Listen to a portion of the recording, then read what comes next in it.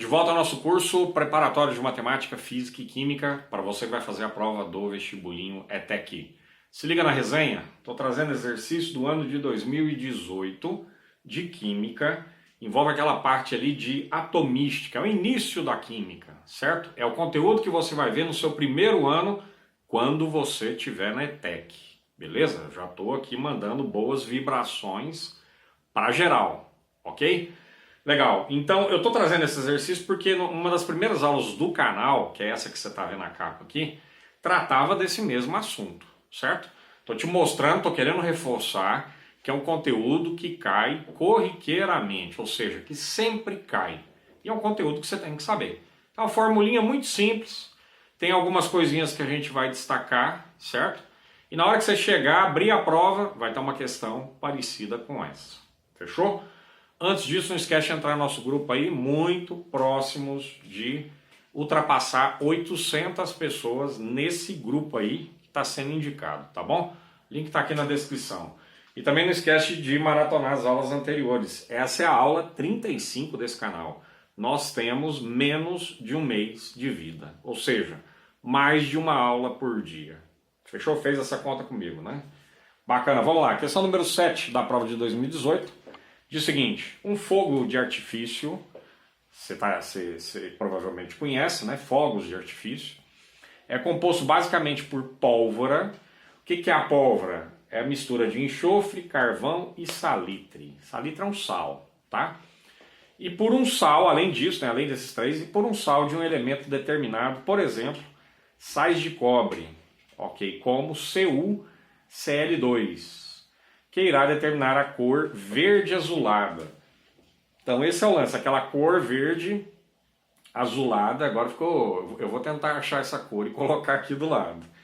Essa cor verde azulada que você vê quando alguém estoura um fogo de artifício, é proveniente, é produzida, né, na explosão, e vai ser determinada aí pelo CuCl2. Aí tem essa foto no exercício, tá bom? Bacana, agora vamos para o mais importante aí, ó. Observe as representações dos elementos enxofre e cobre. Isso aí estava na capa, né? Enxofre, 32 aqui em cima, 16 aqui embaixo. Você já vai entender o que é isso. Cobre, Cu, né? 64 lá em cima e 29 aqui embaixo. Bacana. A partir da análise dessas representações, certo? Como que você representa o enxofre? Isso aqui tem um significado, isso aqui também. Como que você representa o cobre? Isso aqui tem, esse valor tem um significado, esse aqui também, tá? A partir da análise dessas representações, assinale a alternativa que apresenta, respectivamente, número de massa do enxofre. Ó, anota aí. Número de massa, A. Ele quer o A, que é número de massa de quem? Do enxofre. Pronto. O que mais? E o número de nêutrons do cobre, ok? É isso que o exercício está me pedindo. Bacana, você vê as opções aparecendo aí para você. Beleza. Ó, meus caros, é o seguinte. Primeira coisa que você tem que ter em mente, anota aí, caso você não tenha visto essa aula que eu indiquei. A é igual a Z mais N. Vamos dar nome aos bois aqui, certo? Primeiro, isso aqui é número de massa. Bacana. Isso aqui é número atômico. Ok. Aliás, atômico aqui é um chapeuzinho. E esse aqui é a quantidade de vou olhar ali para não escrever nêutrons errado, hein? Nêutrons. Também tem um chapeuzinho. Beleza, legal. Bacana. Um outro detalhe mais importante ainda é que número atômico me dá a quantidade de prótons, beleza? Prótons ou elétrons, mesma coisa, tá? Por isso aí está equilibrado em termos de energia, a quantidade de prótons tem que ser igual à quantidade de elétrons. Então o número atômico dá isso. Tem um exercício que eu já resolvi anteriormente, ele explorava isso. Tem hora que faz afirmações a respeito do número de prótons, tem hora que faz observações a respeito do número de elétrons. E confunde a cabeça da galera. O que você tem que saber? Os dois são iguais, ok? Para os elementos que aí estão. Bacana, então o número de massa é igual ao número atômico mais o número de nêutrons. Beleza. Onde que eu vejo número de massa? Aqui em cima. Onde que eu vejo número atômico? Aqui embaixo. Aqui em cima, número de massa. Aqui em cima, número atômico. Inclusive tem um camarada que provavelmente tem olhos de lince. Ele conseguiu ver o exercício. Foi um exercício que eu resolvi sobre o Mendeleev. A capa está aparecendo para você. Nesse exercício eu fazia referência a esse outro que eu já te indiquei nessa aula, que é sobre o iodo e é um dos primeiros vídeos do canal. E realmente tinha uma discrepância, né? Tem um tipo de representação que mostra o número de massa abaixo e o número atômico acima, e tem outro tipo de representação que é essa que é a mais utilizada, cujo número de massa está acima e o número atômico está abaixo. Então tem os dois tipos de representação. Eu não tinha me dado conta disso, certo? O camarada fez um comentário lá no vídeo. Agradeço demais. Ó, número de massa do enxofre. Tá aqui, ó, 32. Certo? Resposta para isso aqui. 32. O que é número de massa?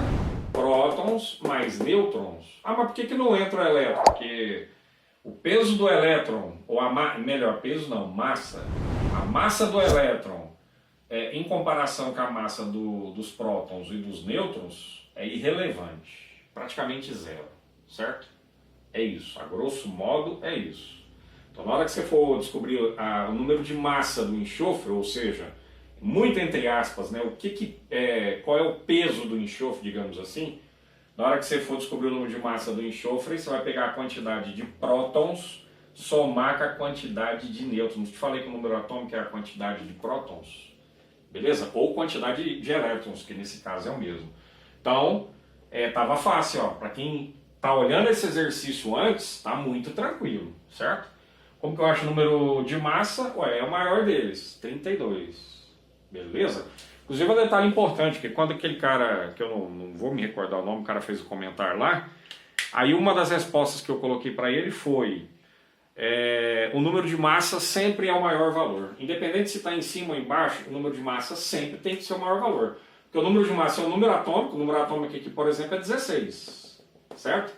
Mais a quantidade de nêutrons. Se o seu exercício te perguntasse, aliás, vamos até aproveitar, se o seu exercício te perguntasse o número de nêutrons do enxofre, o que você me responderia? Pera aí, se aqui é 32, aqui é 16, aqui tem que ser 16.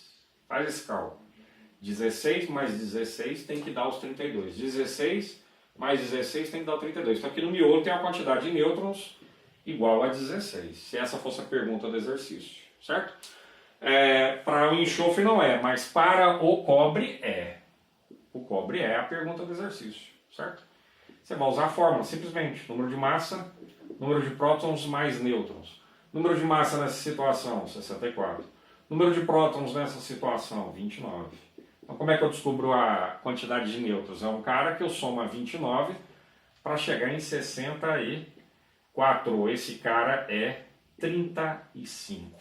Essa é a quantidade de nêutrons no cobre, certo? Então olha lá comigo na sequência.